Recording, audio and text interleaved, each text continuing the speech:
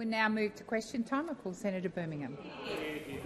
Thank you, President. President, my question is to the Minister representing the Treasurer, Senator Gallagher. Minister, for how many quarters has Australia been in a per capita recession? Thank you, Senator Birmingham. Minister Gallagher. Thank you very much, and I thank the Leader of the Opposition for the question. As reflected in the national accounts, we have seen slower growth, soft growth, and in fact it's been the decisions of this government to not cut spending like those opposite want to do $315 billion worth of cuts that they've said that they will implement in government that has ensured that our economy keeps growing. And it's actually those opposite, if they were able to implement the policies that they have outlined to the electorate, want to see a recession in this country. Well, we don't, which is why that we've been making those sensible investments to help people with cost of living, whilst getting the budget in better shape by ensuring that we have a surplus, two surpluses. Two surpluses. Those opposite weren't able to deliver one surplus in the decade that they were in government. They got the mugs printed, didn't they? Oh, this would get the Leader of the Opposition to his feet. Please resume your seat. Senator Birmingham. President, it's actually a point of order on direct relevance that gets me to my feet, which is the Minister was asked a very narrowly worded question about how many quarters Australia's been in a per capita recession.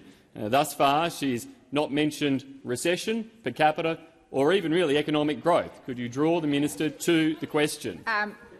Senator Birmingham, the Minister has mentioned some of those words, but I will draw her to your question. Minister. Thank you. And certainly strong population growth and government spending, government investments, sensible government investments have ensured that our economy keeps growing. Those opposite, they're the only people in the country that would be sitting there waiting for the economic data to come out and wishing it be worse than it actually is.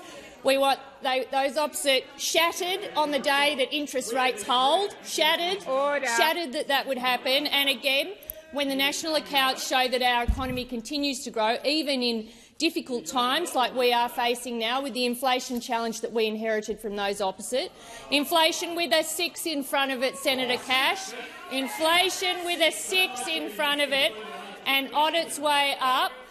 And inflation now moderating in welcome ways with a 3 in front of it. So our economic plan is working. We are pleased the economy continues to grow and will continue to focus on helping people with cost of living pressures. Thank you, Minister. Senator Birmingham, first supplementary. Thanks, President. Can the Minister inform the Senate how much worse off Australians are after 6 quarters of the Albanese Labor government's per capita recession? That was the answer. Thank you. Thank you, Senator Birmingham. Minister Gallagher. Thank you. Well, we get that the Australian people are doing it tough. We get that inflation remains a big challenge in our economy, which is why we're so pleased that it is moderated, almost halved from when we inherited an inflation challenge that was escalating in this country, not moderating. And so we are pleased about that. But we get that people are doing it tough, which is why we've put in place those sensible cost of living measures to help, like Commonwealth rent assistance, something that you would cut, according to the Shadow Finance Minister. Energy bill rebates, something you would cut. You see it as wasteful spending. All of those investments that we've made to help people through this difficult time, and we accept it is difficult. We accept it is difficult. We would all like inflation to return to band sooner. But our plan is working and we are supporting people through this difficult time. Thank you, Minister. Senator Birmingham, second supplementary. Thanks, President. Minister, how are 6 quarters of a per capita recession, which have taken the purchasing power of Australian households all the way back to 2017 levels, remotely consistent with the Prime Minister's promise that a Labor government would make Australians better off when, in fact, they're worse off and they're all the way back at 2017 levels in terms of their purchasing power? Thank you, Senator Birmingham. I am waiting for order. I have called for order, and Senator O'Sullivan, I will use your name in particular. Minister Gallagher, please continue.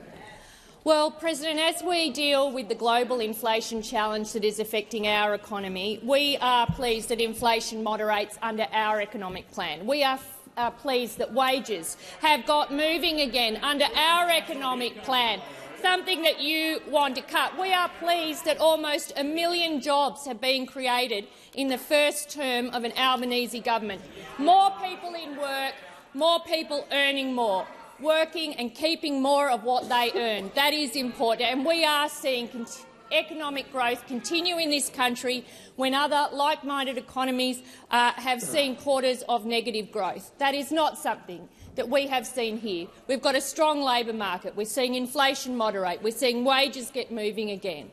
And we acknowledge that it is tough, which is why our cost of living measures, which you have opposed almost exclusively, every single one of them, would be worse off had you been in charge under your economic plan. Thank you, Minister. Senator Sheldon. My question is to the Minister representing the Prime Minister, Senator Wong. Can the Minister please detail what the Albanese government is doing to help build more homes, support renters and help people buy a home sooner? Order. Minister Wong. Thank you, Senator Sheldon. Thank you, President. Thank you, Senator, for the question. And Labor senators, the Labor government, the Labor Party, we want every Australian to have safe and secure housing, and we want more Australians to be able to buy their own homes. That's what we want. We want to build, you want to block. That's the difference between those, the coalition between the Coalition and the Greens. These senators want to build houses. You want to block houses being built. We are investing to help build more homes, support renters and help people buy a home sooner. We have set an ambitious goal of building 1.2 million homes by the end of the decade. We've kick-started construction by cutting red tape. We're bringing forward construction of new housing by working with states to bring roads and infrastructure and free up land for housing, training more tradies, funding more apprenticeships, growing the workforce. We've increased rent assistance, and we've helped tens of thousands of Australians get into the market with a deposit of 5% or less and no mortgage insurance. And we are making the biggest investment in social and affordable housing in more than a decade. Now, we want to do more, and we want to deliver more homes for more Australians around the country. But you know what is stopping us? The Greens and the Coalition teaming up once again to block more housing. That's what they've been doing for months and months, and here we go again. We see the coalition between the Greens and the LNP blocking Labor's plan for more affordable rental housing, blocking Labor's plan to help tens of thousands of people get into the market with a smaller deposit. What we know is that those on this side of the chamber want to build. All you, Thank you, Minister. across The the time chamber for down there want to answering do has is block. expired. Senator Sheldon, first supplementary. Can the Minister please outline how the Albanese Labor government's Housing Australia Future Fund and National Housing Accord programs will address the critical shortage of social and affordable housing, particularly for women and children escaping domestic violence? Thank you, Senator Sheldon. Order. Senator McKenzie, that's twice I've called you. Minister. Thank you. Well, as the Prime Minister announced this morning, the Albanese Labor government will deliver more than 13,700 new social and affordable homes across Australia. The first round of our Housing Australia Future Fund and the National Housing Accord programs will deliver over 4,200 social and 9,522 affordable homes, including 1,300 for women and children escaping family violence and women at risk of homelessness. This round will unlock about $9.2 billion in investment in social and affordable housing across the Commonwealth, state and territory governments and the private and community housing sectors, the biggest investment in social and affordable housing in more than a decade. In our first term, We are supporting more social and affordable housing than those opposite did in their entire decade in office. The time for answering has expired. Senator Sheldon, second supplementary. Can the minister explain how the Albanese Labor government's Help to Buy scheme will assist tens of thousands of low and middle-income Australians buy their own home? Minister Wong. Thank you, President. I thank Senator Sheldon. And the Albanese government wants to get more people into the market sooner with a smaller deposit and lower repayments. The Help to Buy scheme will support 40,000 low and middle-income Australians buy their own homes. That's what the Liberals and the Greens are working together to block. That's what they're working together to block. And by doing this, they're playing with the future of tens of thousands of Australians who are on lower middle incomes. And the question I want to ask, when did it become part of Liberal values to stand against home ownership? When did it become part of Liberal values to stand against home ownership? When did it become of Greens' values to work with Peter Dutton to prevent home ownership? When did that become part of the Greens' values? I mean, the reality is we are seeing this political convenience between the coalition and the Greens, supposedly at opposite ends of the spectrum, but working together to prevent houses being built. The time for answering has expired. Senator Hume. Thank you, Madam President. My question is for the Minister representing the Treasurer, Senator Gallagher. Minister, you consistently claimed that the economy would be in recession if it were not for Labor's spending. Given your willingness to make such forecasts, would inflation and interest rates be lower if not for Labor's spending? Thank you, Senator Hume. Minister Gallagher. I just missed the end of the question. Thank you. Sorry, I didn't hear it. Yes. Thank you, Senator Cash. I believe that I'm running the Senate and not you. Senator Hume, please just repeat the last part. Minister, you consistently claimed that the economy would be in recession if it were not for Labor's spending. Given your willingness to make such forecasts, would inflation and interest rates be lower if not for Labor's spending? Thank you, Senator Hume. Minister Gallagher. And I thank President. I thank Senator Hume for the question. And I have repeatedly and consistently said that our investments are contributing to the economy continuing to grow.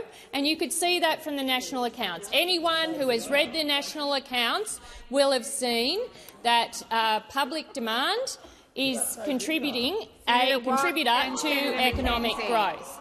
Now, on the point that Senator Hume makes around inflation, as I said, we inherited inflation with a 6 in front of it. It was increasing when we came to government, and the decisions we have taken in every single budget to implement policies which actually put downward pressure on inflation. So our investments in early education and care, our investments in rent, our energy bill rebates have all, and this comes from the ABS, put downward pressure on inflation. So no, the answer to that is no. The answer to the first question is public spending contributing to growth? Yes, it is. And I will continue to say that because your economic plan is nuts. It's nuts. Your policy, nuts. I mean, it is so out there that you can't even get your head around it. Like, you argue for a contraction of investment, and you want to see the economy go into recession because it would suit your political purposes. But it would be terrible for the economy. It would be terrible for households. So we have made decisions based on what is in the interests of households around this country, of families sitting around trying to make ends meet, and that is why we've repaired the budget, delivered surpluses, invested in cost of living relief and put the future markers down for growth. And you, on those opposite, oppose every single step. Thank you, Minister. Senator Hume, first supplementary. Thank you, Madam President. Given, Minister, you attribute Labor's spending to keeping the economy out of recession, can you advise if the economy would be in recession if net overseas migration were not at record levels? Thank you, Senator Hume. Minister Gallagher. Population growth has contributed to economic growth in this country for a long time. That is not unusual. And as I said in my answer to Senator Birmingham, population growth and public demand are contributing to our economy growing. And it's important that our economy grows, because if it wasn't growing, it would mean households were doing it exceptionally tough, and that it would be a much harder job to get out of. Now, we are focused on supporting economic growth in this country, and not only through our investments directly into households, but through other measures to make sure that wages get moving again, to support women and women getting back into work if they choose to do it, and ensuring we're closing the gender pay gap, to ensuring we're building houses so essential workers can live close to where they work. All of these things are interconnected, and all of these things are things that you oppose, including, crazily, a future made in Australia. How could you be opposed to a future made in Australia? But you are. You are. Senator Hume, second supplementary. Thank you, Madam President. Minister, aside from record levels of Labor spending and along with record levels of migration, is there anything else that's keeping the Australian economy out of recession after 3 Labor budgets? Thank you, Senator Hume. Minister Gallagher. The biggest danger to the Australian economy at the moment is the federal opposition, because they're opposed to a future made in Australia. They're opposed to the net zero transition and all of the certainty that's required about the energy transition. Opposed to that. You want all this uncertainty and all this division because you actually don't want the economy to go well. And on top of that, on top of all of that, you want to cut $315 billion. You want to cut pensions. You want to cut rent assistance. You want to cut the pensions of sole parent families in this country. You want to cut all of that. Well, we've heard you, Senator Hume. We've heard you. It's $315 billion that the coalition would not have committed to and didn't commit to. That is the money that you want to cut from this budget, and that means people on pensions, people on sole parent pensions, indexation, Commonwealth rent assistance, all of that, the slash and burn that we know that you're waiting to do will happen. Thank you, Minister. Just a moment, Senator Faruqi. Senator McKenzie, Senator Hughes and Senator Hume, I do not intend to spend the whole of question timing calling you to order. You are being disrespectful. You are yelling louder than the minister who was on her feet, and I'm asking you to listen in respectful silence. Senator Faruqi. Thank you, President. My question is to Minister Wong, representing the Prime Minister. We are in a rental and housing crisis, but instead of negotiating with the Greens to freeze and cap rents and end billions of dollars in tax handouts to wealthy property developers, investors and speculators that are preventing people buying their first home, the government is pulling a political stunt by trying to force your housing bill on for a vote today. Minister, given your bill can only at best help 0.2% of renters while pushing up house prices for everyone else, why won't you join with the Greens to end negative gearing and capital gains tax discounts that are stopping renters from buying a home? Thank you, Senator Faruqi. Before I call the minister, order. I'm going to remind all senators that Senator Faruqi had the right to ask her question in silence. I now am asking all senators to listen to Senator Faruqi. That does not give you the right to then call out. I'm asking all senators to listen in respectful silence. Minister Wong. I think the real question, Senator Faruqi, is how a party that professes to be progressive works with Peter Dutton to block more houses being built. How does a party that professes to be progressive and to stand up for those who are in trouble, those who are doing it tough, work with Peter Dutton to stop a Labor government building more houses? That is the real question. What is it about your political opportunism that you would be prepared to work with Peter Dutton, Mr. Dutton, to stop houses being built? And you sit in silence because you know it's true. You sit in silence because you know it's true, and that this is all about your political campaign, thinking that you can peel votes off. It's not actually about helping Australians who need help with housing.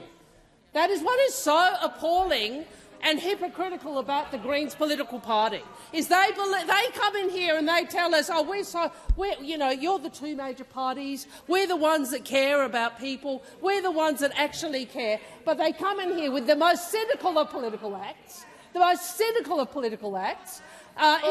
teaming up with Mr Dutton, who is not known for his support for social housing, who is not known for his support for affordable housing, who is not known for his support to anything positive for the Australian people, and you empower him. You empower him. And then you come in here and tell us, you're not doing what we want, so we're going to vote no. Give us all a break, really. Really. I think it is patently self-evident to everybody in this chamber the cynical political tactics that the Greens are engaging in. What you should do is come in and vote for the bill, and then people will take you seriously when it comes to housing. Thank you, Minister. Just a moment, Senator Faruqi. I have not called you. I called for order, and yet most of you in this chamber were incredibly disrespectful. Senator Faruqi, first supplementary. Minister, Labor has finally announced some of the Housing Australia Future Fund will be allocated to developers, but still not one single home has been built. Minister, can you guarantee a single one of these houses will be built before the election?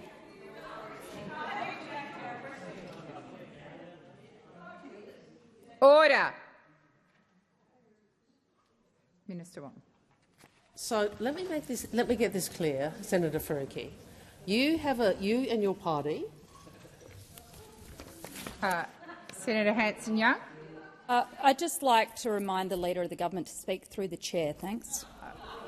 Thank you, Senator Hanson. Minister Wong. So Senator Faruqi who is part of a party that has opposed, blocked, voted against and campaigned against Labor's policies on housing, now comes in here complaining about delays. Just so everybody is really clear, this is what they are doing. They have consistently voted against the government's policies to increase home ownership. They've consistently voted against government's policies to put a roof over the heads of Australians. They voted with Mr Dutton to delay the Housing Australia Future Fund's 30,000 new social and affordable housing. Can you believe that? The Greens political party voted against social and affordable housing. It only has to be said for people to see how extraordinary it is. And of course we know across the country the Greens are blocking housing development. I'm very happy to talk about some of those statements. Senator Faruqi, second supplementary. Yeah. It's fine if the minister doesn't want to answer the questions. I know why, because they don't have a leg to stand on. Minister, the majority of the homes that have been allocated funding so far from the HAF are so-called affordable homes. However, given their rents are set at 75% of severely unaffordable market rents, how many of these homes will be genuinely affordable to low-income renters? Thank you, Senator Faruqi. Minister Wong. Thank you. Well, I noticed that a member of the Nationals Party, Senator Mackenzie, is congratulating Senator Faruqi on a great question, and that really does demonstrate the political marriage which is on display, a marriage of political convenience, which is all about blocking. What I would say is this, Senator Faruqi. We have announced today 13,700 social and affordable homes through the first round of the Housing Australia Future Fund. This is the biggest one-off delivery of social housing in over a decade. It will provide, amongst other things, 1,200 homes for women and children escaping domestic violence and older women at risk of homelessness. We would have been able to announce this sooner, and we would have been able to progress these projects sooner if you had not worked with Mr Dutton to delay the HAF. So please remember that next time you stand up and talk about social housing. Minister. The time for answering has expired. Senator Marielle Smith. Thank you, President. My question is to the Minister representing the Treasurer, Senator Gallagher. Just as the Albanese Labor government has delivered cost-of-living relief as part of every federal budget, we've also made significant commitments to housing because we know how important it is in providing stability and economic security for all Australians. The Albanese Labor government is building more homes more quickly in every part of the country. Can the minister please outline the housing policies we have already delivered and other commitments that have been budgeted for? How will these policies make home ownership a reality for more Australians? Order. Order across the chamber. Order. Senator Bragg, which part of order does not apply to you? Senator, please resume your seat. Senator Mackenzie, I do not intend to call your name again. I will use 203. You've been warned. Minister Gallagher. Thank you very much, President. I thank Senator Smith for that question and for her very good contribution just before question time, which really did sum up the state of this chamber and its approach to the housing challenges in this country. We have made, as Senator Smith has outlined, we have made contributions to addressing the housing challenge in every single budget since we came to government. After a decade of neglect, and let's not forget those opposites' responsibility in some of the challenges in the housing market at the moment. After a decade of neglect where I don't even think they had a housing minister for quite a long period of time, let alone anyone in cabinet representing it. And their single housing policy was one of Senator Bragg's favourite. I think it was raid your super. His answer to every challenge across Australia at the moment is raid your super. Let it rip. Let's just raid the super. But in the government, every single budget, in our first budget, we committed to the Housing Australia Future Fund, which unfortunately was delayed in this chamber for a long period of time. We invested in Help to Buy. We put in a very significant package for Indigenous housing in the Northern Territory. And, of course, we had a measure which supported pensioners looking to downsize to deal with some of the financial impact of that. In the second budget, we increased Commonwealth rent assistance, something that those opposite would chop. Committed another $100 million for remote housing in the Northern Territory. We've encouraged investment through measures for build to rent, and we boosted homelessness funding by $67.5 million. And in the third budget, our third opportunity to build on that program, that ambitious program of housing, we put more money into the housing support program. We got a national agreement on social housing and homelessness. We funded new places in TAFE for construction. We got concessional finance for community housing providers and further investments in rent assistance and remote housing. Has expired. Senator Marielle Smith, first supplementary. Thank you, Minister. Labor's housing policies will transform the lives of so many Australians. This includes the lives of women and children escaping domestic violence and older women at risk of homelessness. Why is it crucial that the Senate support government housing policies to ensure all Australians have a roof over their head?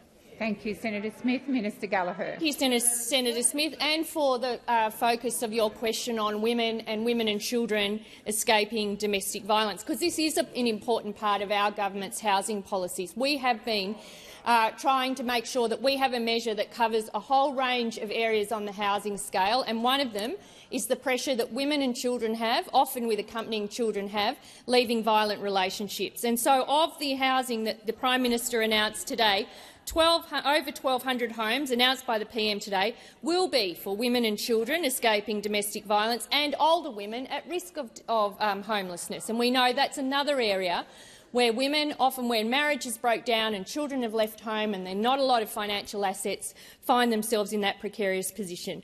This government's policies are aiming to support all of those women who find themselves in that position, and this Senate should do its job and support positive housing policies that will make a difference, not only for this generation but future generations. Thank you, Minister. Senator Marielle Smith, second supplementary. Thank you, Minister. Whether you live in social housing, whether you're a renter or whether you're hoping to buy your first home, we know housing is a challenge for so many Australians. You've outlined action the government is taking to alleviate housing stress, and with a continuing housing crisis driven by a decade of inaction from the former coalition government, what are the biggest threats to improvements in housing affordability in Australia?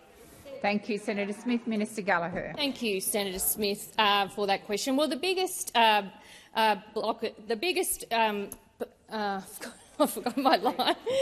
The biggest challenge to housing in this country are the blockers. They are. They're the blockers in this chamber. When we've moved to have a shared equity scheme, the Greens also had a shared equity scheme in the last election. They wanted a shared equity scheme. We're trying to deliver that, and they are opposed to it. The Liberals, the Coalition, have said they'll oppose the HAF. They've said that they will look to cut back on things like Commonwealth rent assistance, all of these important measures that go to building our housing agenda, making sure we've got enough housing and making sure we're supporting people who can't afford it into more affordable housing, and making sure the homelessness and social housing sector also have opportunities to build their stock so that they can support people into those forms of housing as well. But the blockers in this chamber are the biggest challenges we've got. Answering has expired. Senator Roberts. Thank you, President. My question is to the Minister representing the Minister for Climate Change and Energy, Senator McAllister. Minister, during evening and morning peak hours, electricity generation from industrial solar and wind averages just 10% of rated capacity because solar doesn't work in the dark and wind goes quiet at night. Big batteries can transfer electricity from daytime to the evening peak. Minister, how much battery capacity is your government planning to build to maintain electricity supply between sunset and sunrise? Thank you, Senator Roberts. Minister McAllister. Thanks very much, President, and I thank Senator Roberts for the question. Well, the senator is right to point to the fact that Australia's electricity system is changing. We have, as I think most senators understand, a fleet of ageing coal-fired power stations that require replacement, and I can tell you they are not getting any more reliable. They are not getting any more reliable. And in fact, over the last year, I don't think there's been a day when we haven't had a circumstance where at least one of the coal-fired power generators in the national electricity market has been offline for one kind of maintenance or another. And of course, this arises because we went through nearly a decade when the Coalition, while in government, did not land an energy policy. 22 policies, none of them landed. And our task Minister as McAllister, government— please resume your seat. Senator Roberts. Point of order, President. Standing Order 72.3c says answers shall be directly relevant to each question. I asked about battery capacity, how much battery capacity your government is planning to build to maintain electricity supply between sunset and sunrise. Thank you, Senator Roberts. I will draw the minister to your question. Minister McAllister.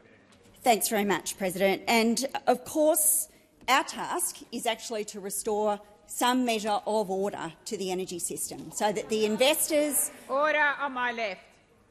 The investors who build the generation capacity that is necessary to power homes and businesses have the confidence to invest. And that is what the Capacity Investment Scheme has been designed to do. We have just been through— a round of the Capacity Investment Scheme where we received very significant and committed to underwriting very significant battery capacity, because we do understand the significance of this technology. What the experts tell us is the most cost-effective way to establish the national energy market that can meet the energy requirements of Australian homes and businesses is a combination of wind, of solar, of batteries and of gas. And that is the policy settings that we are putting in place to meet those requirements. Senator Roberts, first supplementary. Minister, you couldn't tell me the battery capacity your government is planning to build, so you may not be able to answer this question. But let's just say yes or no, please. What is the capital cost of that battery backup, and how much of that bill will taxpayers pay? Simple. Thank you, Senator Roberts. I'll just wait for silence, particularly on my left. This is Senator Roberts' question. Minister McAllister. Thanks very much, President. Well, as I have indicated previously to questions asked by Senator Roberts in this chamber, the cost of the transition is regularly estimated out to 2050 by AEMO, and it is included in the Integrated System Plan, which is regularly published and updated. Different states have different arrangements in terms of the ownership and investment in generation, and so the investment that will take place will look different depending on the ownership arrangements that are in place across the national electricity market. However, we understand that there is a measure of support required from the Commonwealth Government, and it is why we have put in place a capacity investment scheme which aims to provide support for those who are seeking to invest in new capacity, whether it is in batteries or other forms of generation in the national electricity market. Thank you, Minister. Senator Roberts, second supplementary. Thank you, President. So the minister cannot tell us the battery capacity required, nor the capital cost of that battery backup. So, Minister, AEMO is working off a figure of 60 gigawatt-hours of storage at around $1 billion an hour, which is $60 billion. Minister, how much will electricity prices and supermarket prices rise as a result of having to spend this staggering amount of money? Thank you, Senator Roberts. Minister McAllister. Thanks very much, President. Well, the one thing I can say is that the cost that we will take advice from the experts about the optimal investment that's necessary to build out the national electricity market. And it's a different approach than the one taken by those opposite, because right now we have a coalition government whose plan is to invest taxpayers' money in the most expensive Minister, please form. resume your seat. I'm waiting, Senator McKenzie. Senator Roberts. Point of order, relevance. I didn't ask about the coalition government, as you said. I asked about the Labor government now. I will draw the minister to your question, Senator Roberts, and while I have the attention of the chamber, I will ask those senators, particularly on my left, to listen in respectful silence. Minister McAllister. Senator Thorpe, that includes you. Order. Minister, please continue. Thanks very much, President. A senator asks about our plans, and the capacity investment scheme will deliver 32 gigawatts of renewable and clean dispatchable capacity to fill emerging reliability gaps. And the truth is that that will put downward pressure on prices, because one of the consequences of the failed policies of those opposite is that we do have capacity capabilities that need to be filled, because energy capacity is leaving the market and it has not been replaced, and we are taking the steps necessary to replace it. The time for answering has expired. Senator Cash. Thank you very much. And my question is to the Minister representing the Prime Minister, Senator Wong. In July of this year, Prime Minister Albanese pretended to act surprised when revelations about the CFMEU's links with criminal activity were unearthed. Senator Watt. Today we saw a whistleblower, Andrew Quirk, confirm that the Prime Minister knew about the links between your donors in the CFMEU and bikie gangs and criminal syndicates more than 10 years ago. The whistleblower personally told the now Prime Minister of his concerns.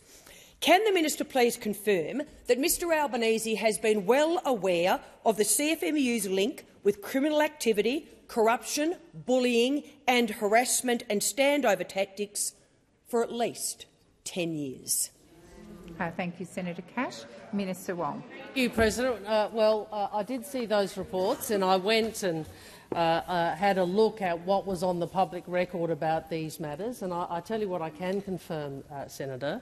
I can confirm that these matters were made public, including on the 7:30 report, in 2015, and when you the year in which you became the responsible minister. The year in which you became the responsible minister. So what we have is the person who had responsibility. Minister Wong, please resume your seat. Order across the chamber, particularly Senators Watt and Cash. Senator Birmingham, I'm just calling the Senate to order. You are not immune to 203. I would hate to draw your attention to it. You are the leader of a party, but when I call the chamber to order, you need to be listening. Minister, please continue.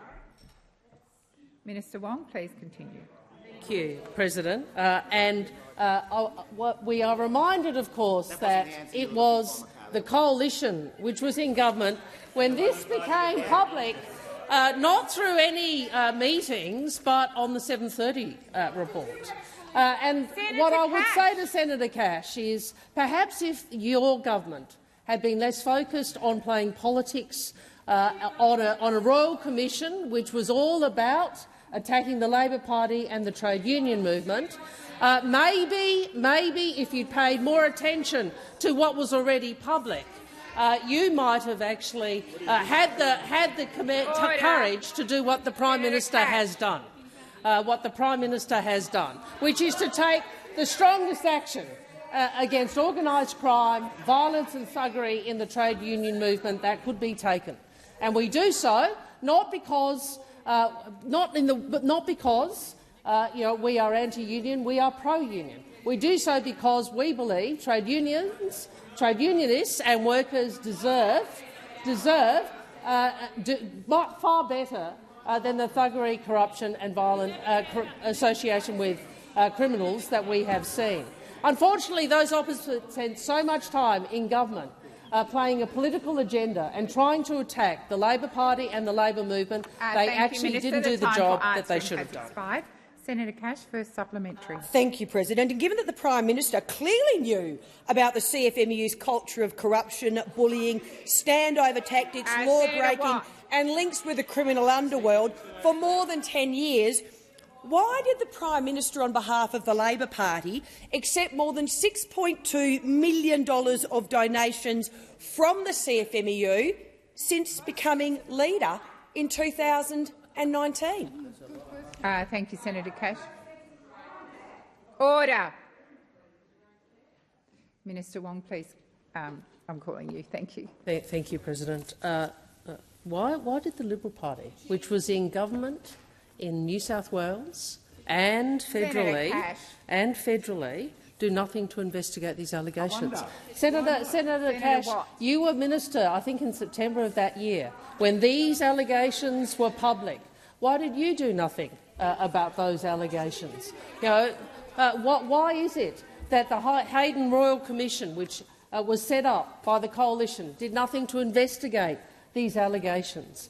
The Prime Minister has taken stronger action against the CFMEU than any Prime Minister and any minister has.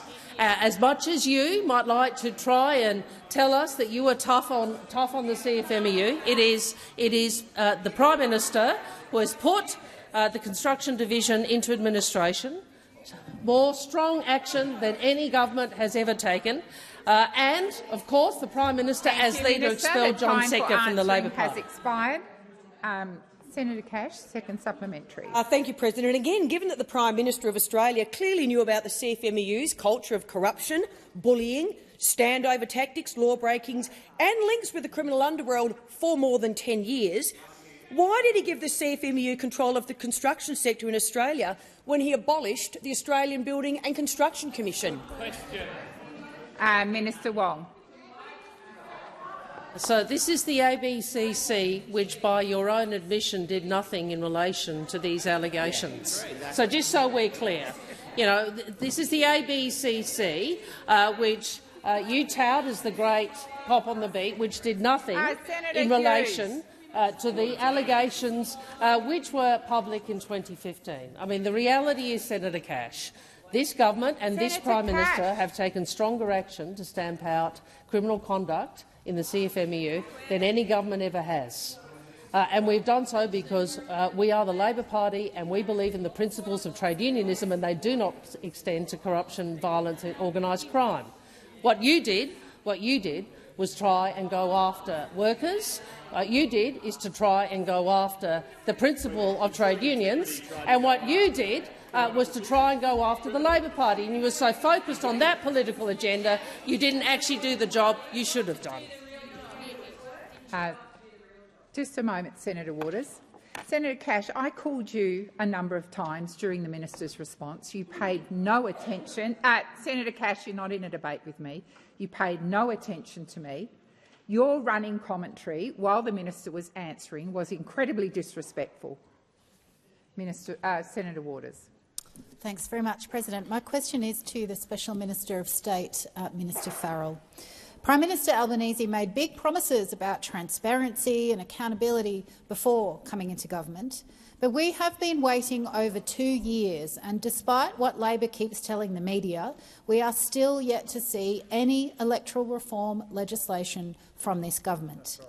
The Greens have been calling for changes to our donation laws for decades, and in this parliament Labor has a crossbench ready to progress genuine electoral reform.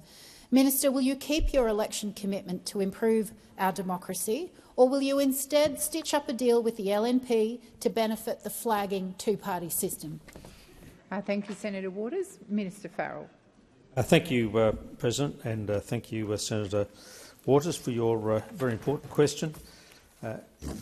You're correct. The Prime Minister did make undertakings to improve transparency and accountability in our electoral system, and as you would be aware, a process was gone through in the relevant committee to examine a variety of proposals in respect to electoral reforms, and they did include aspects to deal with accountability and transparency, and also regulating the amount of money that can be spent on the Australian electoral system.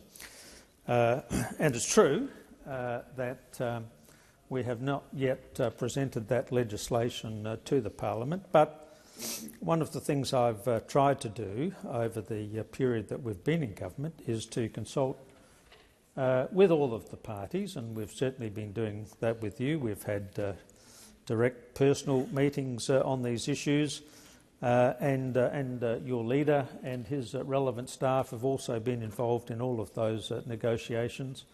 And I'm very happy to talk to anybody in this place who wants to discuss electoral reform.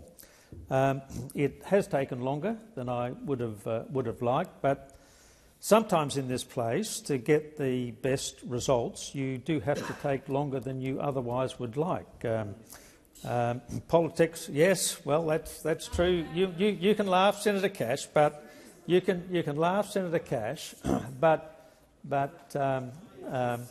politics is the art. Politics is the art of the possible. I continue to have hope that through the lengthy discussions that I'm involved in, we'll get a result. Senator Waters, first supplementary. Thanks, President. Fossil fuel companies and their lobbyists are donating millions to both big parties, and in return the Albanese government continues the bipartisan tradition of giving $10 billion of public money every year in fossil fuel subsidies, turbocharging the climate destruction. Will you ban donations from fossil fuel corporations and other sectors with a track record of buying influence so that politics can work for the public interest and not the highest bidder? Thank you, Senator Waters. Minister Farrell. Thank you, President, and thank Senator Waters for her first supplementary question. Look, Senator, I reject the premise of your question.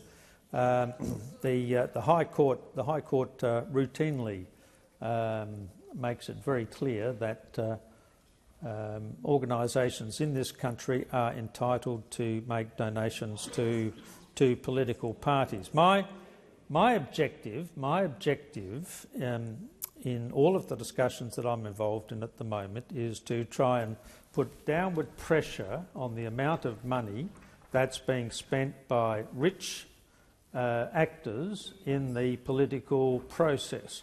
I think we have one opportunity to do this. The idea that at the last federal election somebody like Clive Palmer could spend $117 million.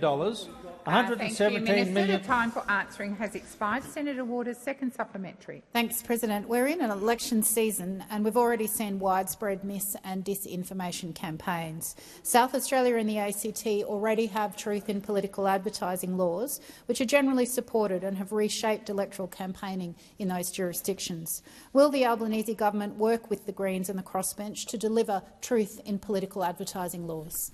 Thank you, Senator Waters. Minister Farrell. Thank you, President, and thank you, Senator Waters, for her second question. Look, I'm very happy. As you know, I have been meeting with you, Senator Waters. It's not as if it's not as if there haven't been meetings, and I routinely meet with anybody in this place who wants to have a discussion about electoral reform. Just Senator Pocock's not in the other Senator Pocock is not in the room, but he grabbed me the other day. He said, "Don, can I talk about this?" And I stopped and I talked to him about it. But the Parliament has a range. The Parliament has a range of political actors, and my job is not just to talk to the Greens or not just to talk to elements of the crossbench. My job is to talk to the whole Parliament, including my own colleagues Minister, here, the time who all for have, answering who all has have expired. views. Minister, please resume your seat. Senator Stewart. Thank you, President. My question is to the Minister representing the Minister for Housing and Homelessness, Senator Farrell. Safe and affordable housing is central to the security and dignity of Australians, but Australians don't have enough homes and Australia doesn't have enough homes and hasn't for a long time. We have an ambitious national goal of building 1.2 million homes by the end of the decade. But how is the Albanese Labor government working to take housing pressures off Australians by building more homes more quickly? Thank you, Senator Stewart. Minister Farrell. Thank you, President, and can I thank Senator Stewart for her question. I know she has a great interest in housing and homelessness issues in the great state of Victoria. And, of course, today the government has announced investment in more than 13,700 new social and affordable homes across Australia. It shows that, yes, it shows that the Commonwealth is back in the game of directly supporting new housing rights right across the country. After a decade of the coalition failing Australians at the Commonwealth level, this is the biggest investment in social and affordable housing in over a decade. We want more homes because that will reduce long-term rental queues across the country and make renting more affordable for everyone. We know the importance of having a roof over your head. Our Prime Minister is a testament to that story. His entire life was changed by his ability to access secure housing. And the industry supports our announcement. Today, the Community Housing Industry Association said that this announcement represents solid progress we wholeheartedly commend. While the Property Council said the announcement of funding for nearly 14,000 social and affordable homes will transform the lives of many Australians who dream of a home of their own. The Albanese Labor government is committed to building more homes, more affordable homes, and we are getting on with the job just as we are with electoral reform. Thank you, Minister. Senator Stewart, first supplementary. Thank you, Minister. Social and affordable homes in particular are a central part of the government's $32 billion Home for Australians plan. How is the Albanese Labor government increasing the supply of social and affordable homes across Australia, and what is standing in the way of building more homes more quickly around Australia? Thank you, Senator Stewart. Minister Farrell. Thank you, President, and thank Senator Stewart for her first supplementary question. The first round of Labor's Housing Australia Future Fund and the National Housing Accord programs will deliver 4,220 social homes and 9,522 affordable homes. Really. The program. If only you'd vote for it. If only you would vote for it. The program will unlock $9.2 billion worth of investment in social and affordable housing across the Commonwealth, the state and the territory governments, and the private and the community housing sectors. The risk is that the investments are right here in this chamber. The Liberal and the National have already briefed the good journalist from the Australian on how it intends to abolish the Housing Affordable Fund if it was to form government. Thank you, Minister. The time for answering has expired. Senator Stewart, second supplementary. Thank you, Minister. It was recently seen that under this government's expanded home guarantee scheme, twice as many Australians have been able to get into their first home compared to under the former government. How is the Albanese Labor government working to make it easier for first home buyers to buy a house? And I'm curious as to what's standing in the way. Thank you, Senator Stewart. Minister Farrell. Thank you, President. And can I thank Senator Stewart for her second supplementary question. Unfortunately, Senator Stewart, I have to tell you that the reality is for most first home buyers do struggle to enter the housing market. The federal government, through the Help to Buy scheme, is ensuring that people on lower and middle incomes can come up with that deposit sooner and get their foot in the door of their own place sooner. These are the early childhood educators, the cleaners, the paramedics, the carers, everyone who we rely on a daily basis. This is about getting them into their own home. So I say to the Coalition and the Greens, let's get this done. Let's help 40,000 lower and middle-income Australians to get into the ladder, and let's do it right now. Thank you, Minister. Senator Mackenzie. Thank you, Madam President. My question is to the Minister representing the Prime Minister, Minister Wong. Geoffrey Watson SC's interim report investigating unlawful behaviour in the CFMEU released this morning has confirmed the recent revelations of corruption, criminality, violence and intimidation on CFMEU worksites. Australian taxpayers and home buyers are paying more for infrastructure and apartments as a result of the CFMEU's behaviour. The investigation found CFMEU officials had switched employment from the union to paid employment with employers and I quote, remained on the same sites with more or less the same authority. If the CFMEU management has lost control of the union, why does the CFMEU boss, who opposed the administration, still have his job with the union? Thank you, Senator Mackenzie. Minister Wong. Well, thank you, Senator Mackenzie. Thank you, President, for the question. I would make the point, Senator, that the government has taken the strongest possible action to clean up the CFMEU. I would also make the point that we have asked the Fair Work Ombudsman to undertake a targeted review of all enterprise agreements made by the Victorian branch of the construction division of the CFMEU that apply to big build projects. We have requested the AFP investigate recent allegations and work cooperatively with state police to investigate and prosecute any criminal breaches. And we will use procurement powers to ensure that enterprise agreements on government-funded projects are genuine and that workplaces are free from coercion and intimidation. As you would know, we've also introduced new requirements on states and territories as part of the Commonwealth's funding agreement for projects delivered under the National Land Transport Act and reinforced assurances on Commonwealth-funded projects. These and other measures are all part of the government's response, which is the strongest response any government has taken in relation to the allegations of corruption, intimidation and organised crime's involvement in this union. Senator Mackenzie, first supplementary. Mr Watson's investigation reported, and I quote, I was told that almost all of the people on the list remained with the same employer in a different capacity, for example, switching from paid employment as a union delegate to paid employment working for the employer directly as a health and safety officer. What is the government doing to ensure bikies and criminals in the CFMEU are not able to hold positions of responsibility on publicly funded infrastructure and housing projects just by switching employment? Senator Mackenzie, time has expired. Minister Wong. Senator, I refer you to my first answer. Again, we've introduced new requirements on states and territories as part of the Commonwealth funding agreement for projects delivered under the Land Transport Act. This is also included embedding protections in the new Federation funding agreement with states and territories outlining their shared responsibility to ensure value for money for public. Minister Wong, please resume your seat.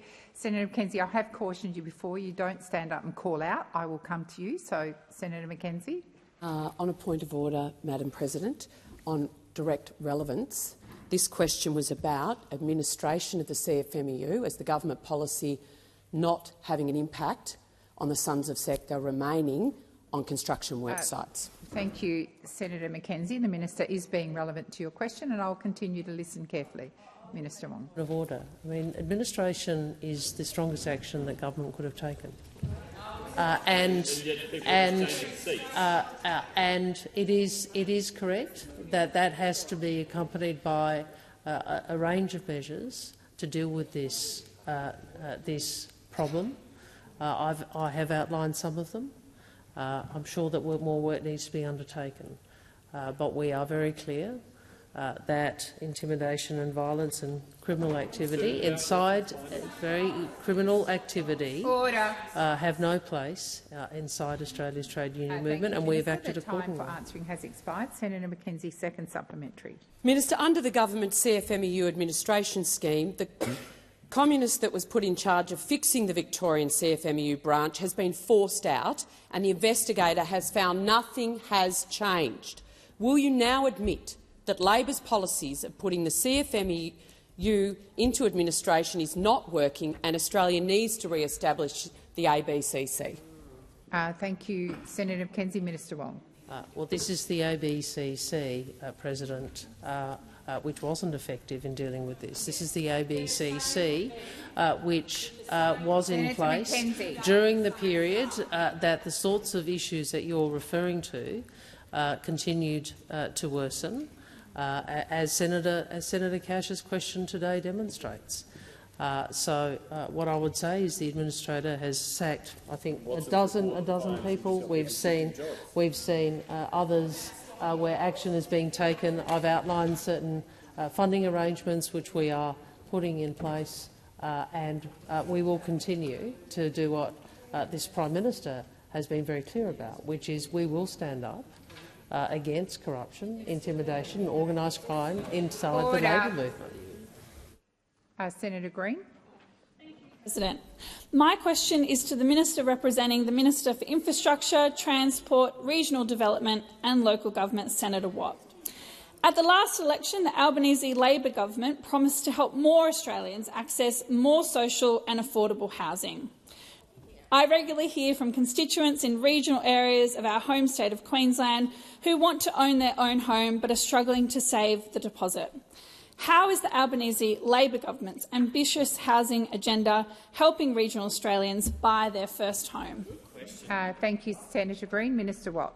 Thank you, President. Thank you, Senator Green, who's providing some real representation for people in regional Australia.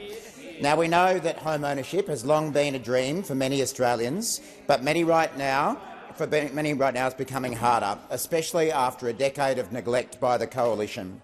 When we came to office, new home builds were at their lowest level in nearly a decade, and Australians are still paying the price for this absence of action under the Coalition. It means that Australians are facing immense stress about where they're going to live and what they can afford to pay.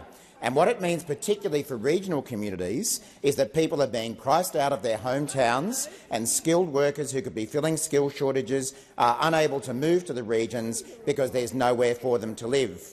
Now, of course, this problem began under the Coalition government, and under the Albanese Labor government, things are beginning to change. Today's Housing Australia Future Fund announcement will see 3,000 social and affordable homes built outside of Australia's capital cities. It's part of the largest investment in social and affordable housing in a decade, and we're helping regional Australians whether they're renting or buying. We've supported more than 18,000 regional Australians to buy their own homes, including 13,000 who have accessed the Regional First Home Buyer Guarantee. We've made the biggest rent increases to rent assistance in more than 30 years, which is providing relief to more than 1 million households, and we're strengthening renters' rights through what we're calling a better deal for renters. After a decade of inaction by the Coalition, our government is getting building moving again, especially for people living in our regions. Thank you, Minister. Senator Green, first supplementary. Thanks, President. Well, last year the Albanese Labor government announced its plan to support Australians to buy their first home with the Help to Buy scheme. I note that the only solution offered by Mr Dutton and the Liberals and Nationals is to raid the superannuation savings of hard-working regional Australians. How will the Albanese Labor government's Help to Buy scheme bring home ownership back in reach for regional Australians without forcing them to raid their retirement earnings? Thank you, Senator Green. Minister Watt. Thank you, President, and thank you, Senator Green. It is always interesting what we hear. Senator Watt, please resume your seat. Senator Birmingham. Thanks, President. Point of order under Standing Order 73-2. The chamber has spent extensive time today already debating specifically the Help to Buy scheme. Order. There have been many questions on housing that have not gone specifically to it during question time. However, the question just asked does specifically go to it and goes to that scheme at a time when it is before the chamber on this very day. So whilst this standing order may be quite narrowly interpreted, I believe it is definitely within the grounds for you to interpret this question as being out of order. Thank you, Senator Birmingham. I'll just go to Minister Wong. It does say something, if we would speak. On the point of order, President, on the point of order, it does say something that the coalition doesn't even want to talk about, the fact that we're doing this. But I'm sure, President, that Senator Watt can answer appropriately, recognising that this is a matter before the Senate. And if the Leader of the Opposition is saying that this might actually be an open question before the Senate, that certainly would be news. That certainly would be news. Thank you, Minister.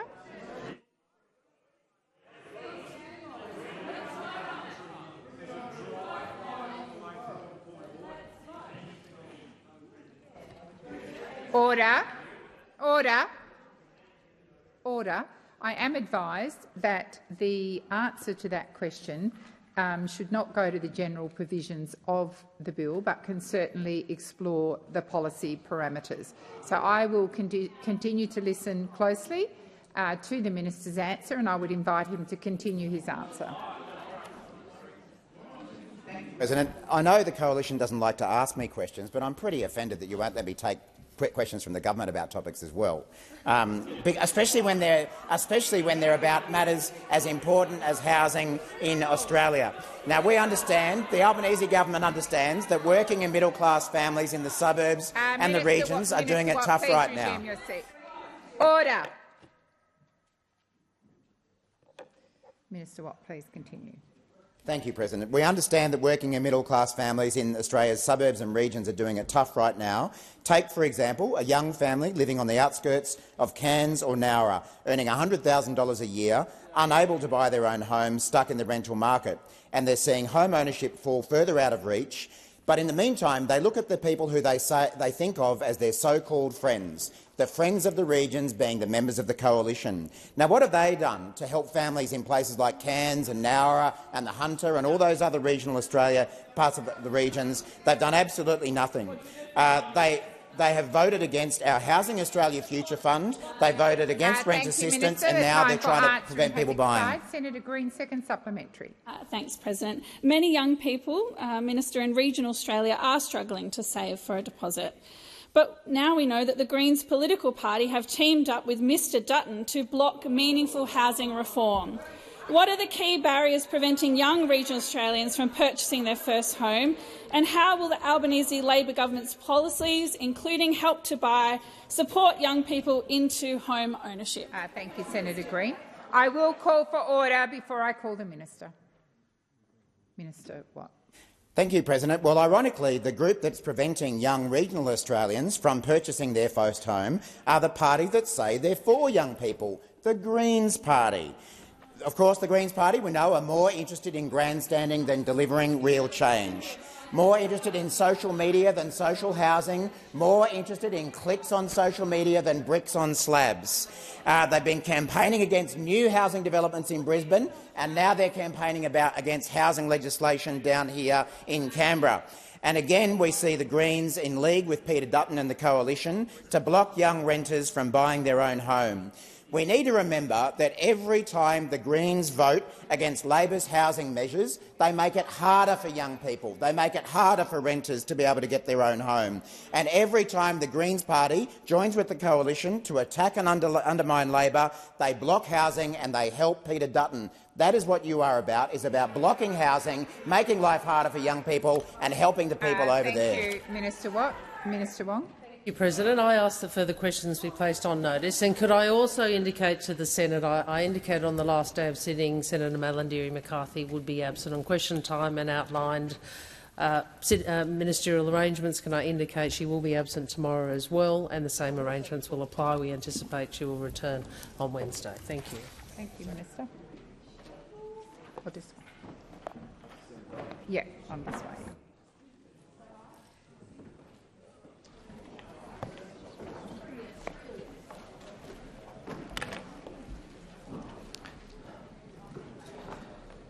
Are there any motions to take note of? Oh, sorry. Oh. Senator, my apologies. Senator Hodgson-May, you have the call. Thank you, President. Pursuant to Standing Order 74.5, I ask the Leader of the Government in the Senate for an explanation as to why answers have not been provided to questions on notice numbers 111, 238, 272, 278, 279, 293 to 294, 301 to 302 and 358 to 367, asked during the 2024-25 budget estimates hearings of the Environmental and Communications Legislation Committee, the Rural and Regional Affairs and Transport Legislation Committee and the Education and Employment Legislation Committee. Minister.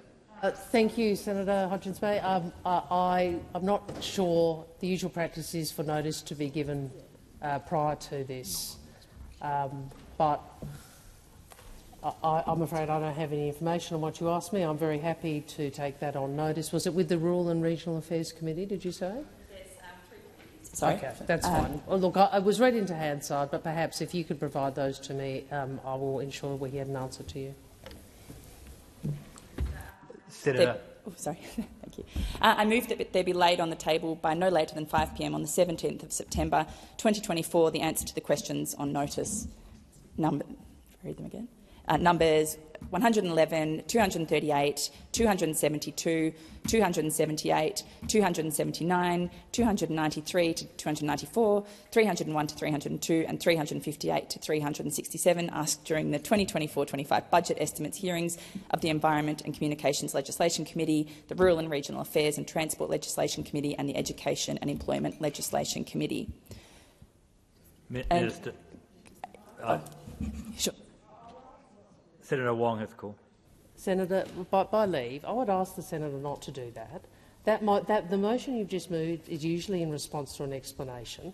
I'm advised you did not give my office notice of this, as is the usual practice, and I have asked you for the courtesy of responding to you and providing an explanation before you then proceed to the next stage. Now, if you don't wish to provide that courtesy, so be it, but that is a courtesy that has been extended by people at that end of the chamber and by the opposition to governments regularly. I've indicated to you I will provide an explanation as quickly as I can. If you wish to move that motion, so be it, but it is, frankly, a lack of courtesy to the chamber and usual practice. Yeah. Senator. I'm under the belief that my office has informed your office and also the relevant ministers for those questions on notice, but with your response, I move that the Senate take note of the minister's failure to provide either an answer or explanation. Thank you. You have the call. This Senate estimates, the 2024-25 budget estimates, were my first experience of estimates as a senator, and I thought it would be an excellent opportunity to get to the bottom of some of the questions raised by, really integral questions raised by stakeholders across a range of issues: cheaper childcare fee increases, community childcare fund, preschool reform agreements, childcare fees, inclusion support programs, childcare refugee and asylum seeker issues, issues really important in my local community of McNamara around the closure of a post office without adequate information being provided, Indooroopilly roundabout project funding discrepancies, a huge range of issues that stakeholders, frankly, and the public are expecting answers to and thought that they would have received them by now. We heard about the existence of a cheat sheet for Senate estimates, and frankly that was appalling, but I'm also really disheartened to know that we're having to chase up this information that was committed to being provided to us by the relevant departments that I've outlined today, and I look forward to seeing the information being provided by the relevant portfolio holders and ministerial departments This information is really important, and we need to have adequate lead time leading into the next round of estimates to be able to interrogate this information further and provide what I think is interest that's in the public interest and that we have a right to expect in a timely fashion. Does any other senator wish to make a contribution to the motion to take note? Otherwise, I intend to put the question. I put the question. Those for the question say aye. Against no. The ayes have it.